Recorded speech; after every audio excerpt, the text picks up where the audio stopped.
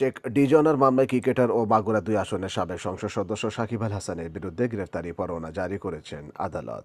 রবিবার ১৯ জানুয়ারি ঢাকার অতিরিক্ত চিফ মেট্রোপলিটন ম্যাজিস্ট্রেট জিয়াদুর রহমানের আদালত এ আদেশ দেন।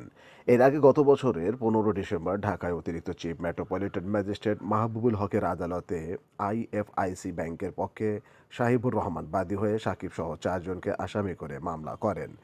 ওই দিন আদালত বাদীর জবানবন্দি রেকর্ড করে আসামিদের আদালতে হাজির হতে সমন জারি করেন।